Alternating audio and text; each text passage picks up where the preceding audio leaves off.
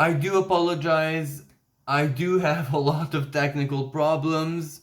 So I was cut out again. So I was saying, um, Venus from the sign of Aries is going to be making some key connections with Mercury at the end of the week, towards the end of the week. We are speaking about a quite beautiful sextile.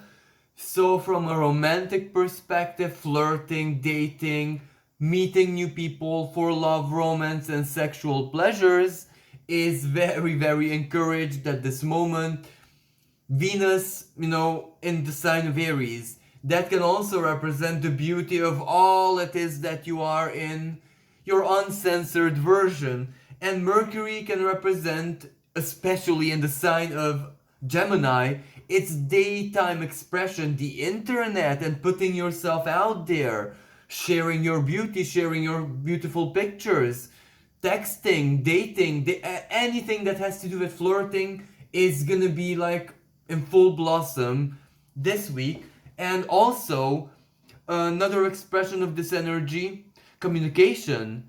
Venus in the sign of Aries, she's very sure of herself. She's not gonna think very, very much about do I have it or not. She's gonna think about the purpose. I need this. Well, if I have it or not, that doesn't really matter because I'm sure gonna try it. It is this attitude that can get you a very, very long day with the sextile. That confidence, Mercury, the mind can go a long way because it is Mercury who receives the energy of the fiery energy of Venus.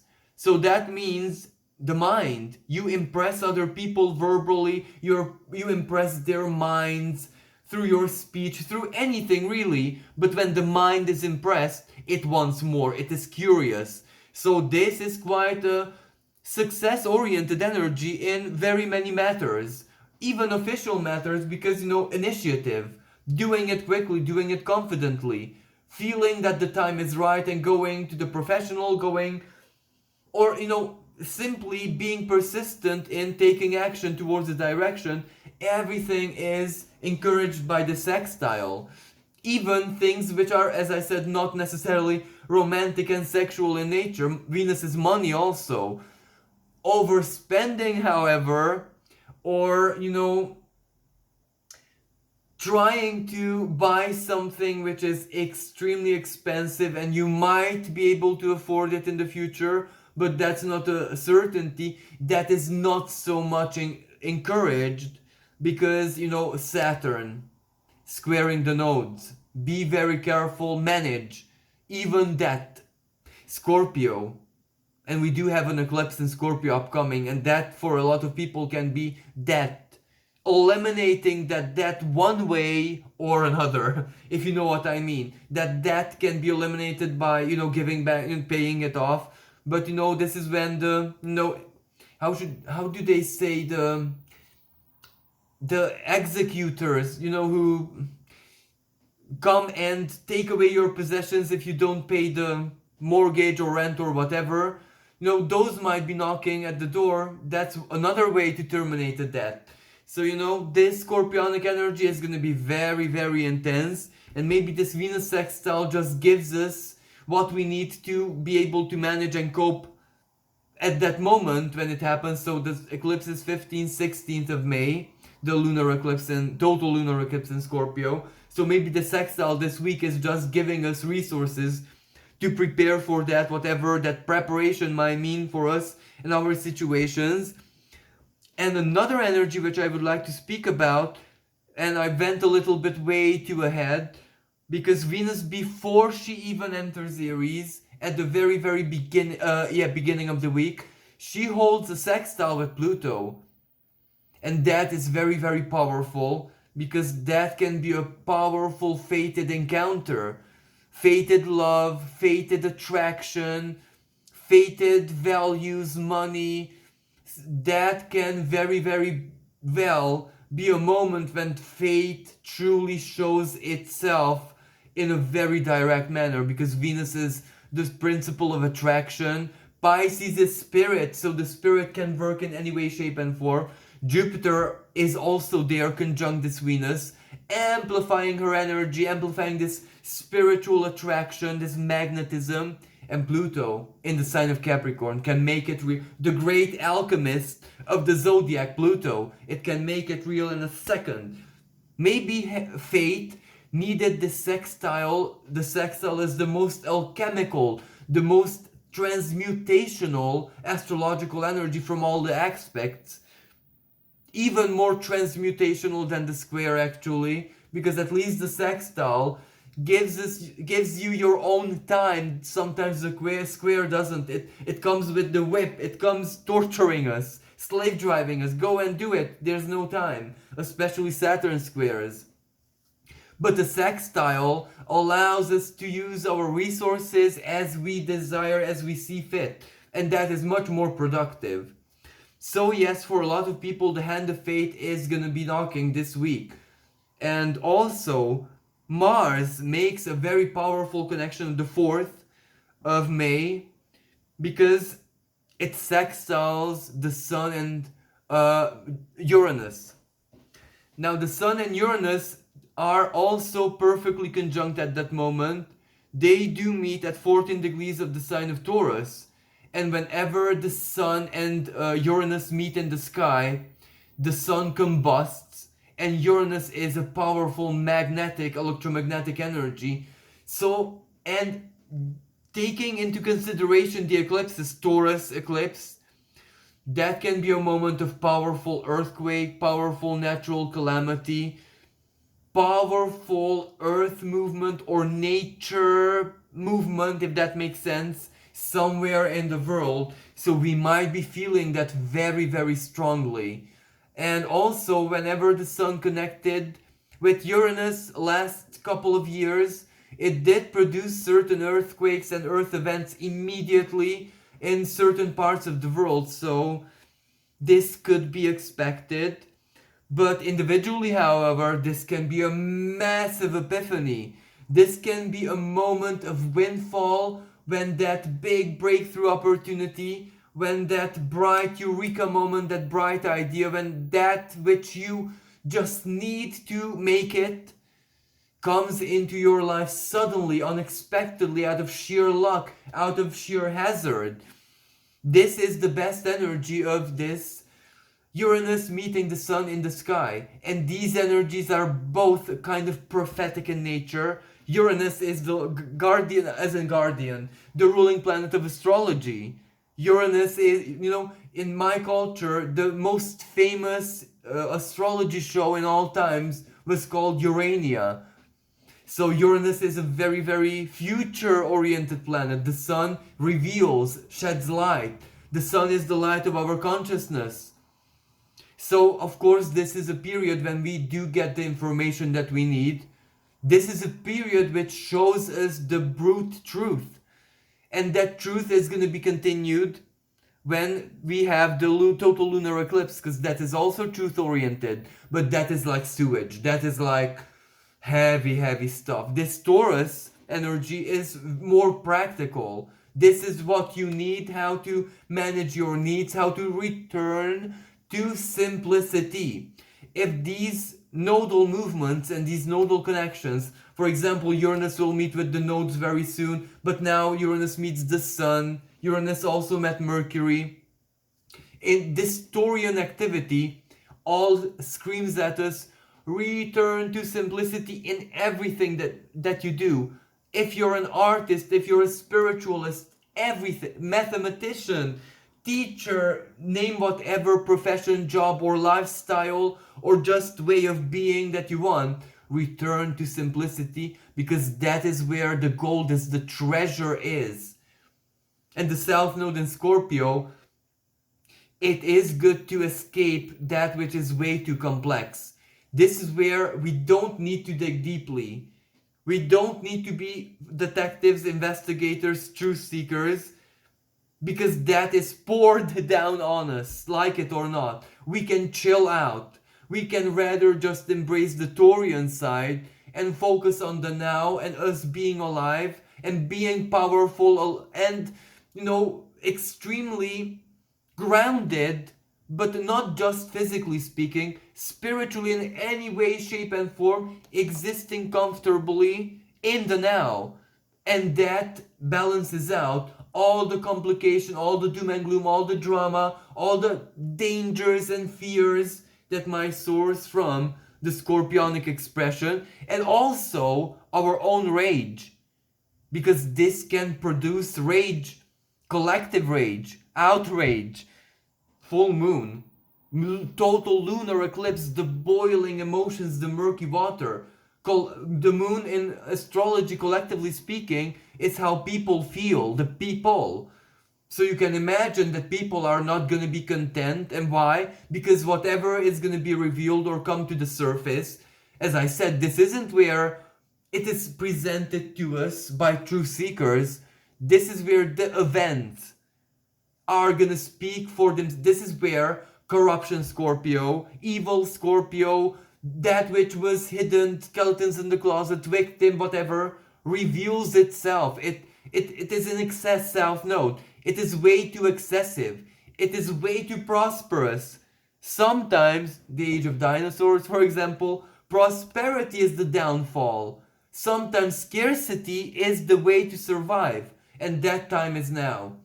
So, and that will reveal itself.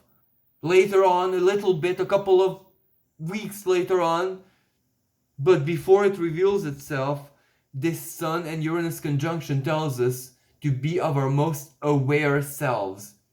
That doesn't mean to get involved. Aware, just aware. The eagle's perch, the perspective of the observer, that is what it wants. To be aware of what happens within us, in our lives externally, in our lives spiritually, energetically, emotionally, and then also all the 3D stuff. But for us to be present in the now, because when it's time for action, and it's now, new plans, new initiative, new project, new life, new beginning, new love, new everything, Jupiter entering into the sign of Aries the week that follows. That is a big energy. That is very important. That it blesses our new beginnings, our fights. Aries can be seen, and please, what I'm about to say, don't take in a twisted way. Mein Kampf, as in my personal fight, in that sense, not anything else or any other meaning of what I said. But you know, the passionate ideological fight. That is where it begins, because Jupiter is very idealistic in itself. And Mars sextiling this from Pisces, the unconscious, the sheer power and force of the unconscious, the fuse. If this Uranus and Sun is the dynamite, then Mars in Pisces is that fuse. You know, the little switch, or how you say that little string which we light up and it reaches the explosives and boom. But that boom, for us individually, can be a moment of great luck. It can be a great romantic attraction. Why not? This is the house of Venus after all. And Venus at this time is in heat, you know, in the sign of Aries. So when Venus is in heat, she is that much more magnetic. She wants, she accepts, including instinctually. And our instincts are quite predominant, to be totally honest with you. Our instincts rule us more than we ever imagine or we ever admit. But our instincts are kings and queens, so to speak, on our beings in actual reality. So Venus in the sign of Aries, as debilitated as she is, she does have a good saying in what and how, because she is what she does accept and what she doesn't accept. In the sign of Aries, she's very honest, she's very stark. If it's a no, it's a no. But if it's a yes, it's a definite yes. So this Mars is the ruling planet of this Aries. So there's a very strong alchemical cocktail synergy in the sky right now, because these planets are very, even if they're not comfortable, all of them in their signs, they're very efficient. Just what we need and how we need it. This is where the universe is actually taking care of our needs quite seriously. As I said, Maybe not for everyone in the most gentlest manner, but we all had to choose who it is that we want to grow into in this April. And the time of that choice is over by now. And what else would I like to mention? Well, yes, I would like to say a couple of things about this anaretic Jupiter, because this Pluto retrograde, along with anaretic Jupiter, and Pluto also being almost anaretic himself, all this end sign astrological activity of the big planets, of the important planets, well, on one hand, this does prepare us for something big that's about to take place on the world stage, and that's something big might happen in 2023, 2024, because Pluto also needs to touch the actual 29 degrees of Capricorn. But this is like a preparation that big changes that are yet even beyond our imagining, and we've seen already quite a lot, are yet to follow. So this just prepares us that it's gonna get very real. And the other thing is, it gives us a lot of power. And erratic Jupiter in Pisces is when what you believe doesn't matter what it is and how it is, if it's moral, if it makes sense, if it's whatever it is that you believe, can very quickly come to life. So if that's a fear, that's already bad news for you. But this is where, in this day and age, all of us do have coping skills, coping knowledge, methodology, or friends or connections or spiritualists at work out there. I don't want to advertise my kind, psychologists, priests out there who can lend a very efficient helping hand. So no one has to be victim of their own mind, because when the mind tortures the psyche with fears, with insecurities, what other people say and not necessarily what you believe, when most of your fears aren't even your own and you're tortured by them, it does feel like madness. So don't allow this anaretic Jupiter to be the trigger for you to get even deeper into fear. Do the opposite. Believe in whatever would make you the happiest. And most of all, what this anaretic Jupiter wants us to believe, and this is collective, this is for everyone, for every living being, that we exist and we are created for a very special purpose. And as long as we try our hardest to at least collaborate, cooperate, not perfectly, but to try our hardest with that divine purpose for what we were created for, all our needs in the most literal sense are gonna be met without us having to necessarily fear for it. And this doesn't even need that much irrational trust, so to speak, that much faith, because when something needs us to be us, it is going to take care of us regardless, because it needs us. But when we stray so much from who it is that we are, when we allow other people to just siphon even the identity out of our being, well, then we're no longer needed, because we're not us anymore. And this is the great lesson of what Jupiter in the sign of Pisces in anaretic degree in the third decan of the undoing would like to teach us. The big philosophical spiritual lesson, soul lesson.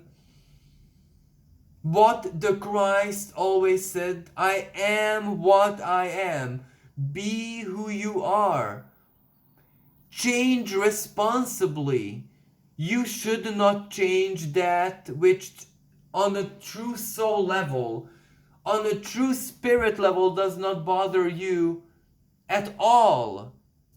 The divine does not want you to change that which is truly authentically you, even if it's a part of you which you grew yourself, if that makes no, that's you, that's part of you. But that which is BS, that which is not even your fear, your concern, your worry, that needs to be operated out. And this is what Jupiter is going to be doing in a very stark way, rather, this week, because that's the anaretic degree, and Jupiter in its most powerful expression, it does mean business. This is when basically, more symbolically, of course, the king of the gods has to show why he's king. This is where the lightning bolts are gonna come. What they deliver, well, what we kind of asked from it through our personal beliefs and worldview. Because we were given the time to upgrade, readapt our worldview. The great conjunction is Jupiter and Saturn at 0 degrees of Aquarius, December 2020, I do believe.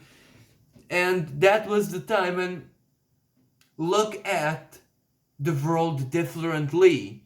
You're already one step into the future. Prepare yourself philosophically, because at the end of the day, all of life and everything that the human species does is more or less philosophical. This mobile phone, which I'm filming with, or the device you're viewing this with, well, that was also born out of an idea of philosophy, out of a fantasy. Shouldn't human beings be able one day to just speak to one another regardless of where it is that they are? Once this was a dream. Once this was Neptune. Once someone laughed at this and ridiculed this. And this is where, in this day and age, we're not just living it, but it's negligibly normal for us. We're beyond appreciation. It's just, the 21st century, nothing special. Yet it is maybe my generation, the 85s, who had a very strong Pluto, who do feel that difference of how the transition was.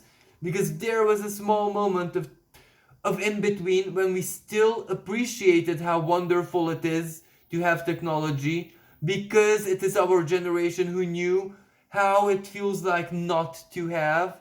But at the same time, it was also us who intuited that it will have a lot of dangers attached to it. And yes, all of us were pretty much prophetic at that moment, because look today how correct and spot on our generational theory was.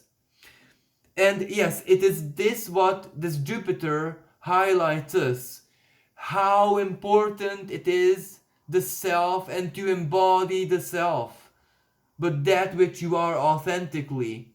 Every part of your being that you grew or you mutated into, that's part of the self, that's you. But that which it was forced upon you, or you were tricked into it, conditioned into it, beaten into it, in any way, shape or form, that is what the Jupiter had to wash out. So it is gonna be a very, very karmic period this week. And then we do have that lunar eclipse that's going to be extremely heavy. But of course, I'll have a video out later on about that energy. And hopefully, it is gonna be a time of great, great transformation, where regardless of how it plays out on the world stage, for us personally, we can embody the wholeness of our strength, of the totality, the singularity of the being that we are, which is actually another way of saying embodying our souls that much more. So thank you so much for listening. Thank you for all the kindness, for all the likes and shares. If you'd like to support my work, you can donate in the PayPal link in the description below. With this being said, I wish everyone a magical week. And once again, wishing everyone a fantastic and magical Beltane. May the fires of love fly out there freely. And again, hail to the Queen of the May. Until next time, bye for now.